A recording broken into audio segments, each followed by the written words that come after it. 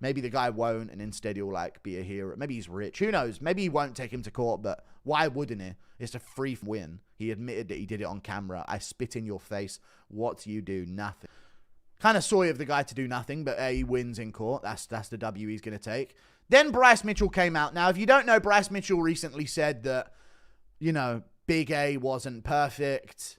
He said he'd like to go fishing with Adolf. He said, before the meth, he said when he was in his prime, he was a good guy.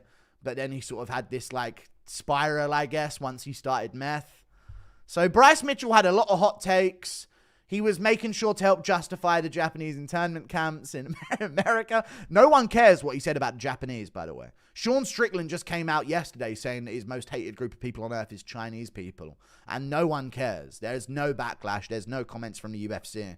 So, you know, Bryce went after the boys, you know. And then he's obviously been now forced to apologize. Because one of the things about this apology I don't get is, so you just said a bunch of things you didn't mean.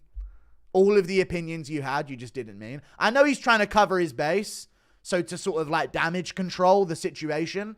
But one thing about an apology when you just spout opinions is, unless you're claiming that you were like under the influence of shrooms or something, he still believes them.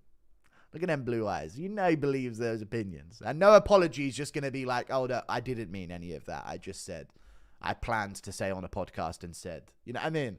Before 6 days ago, there was no apology. The backlash has created the apology.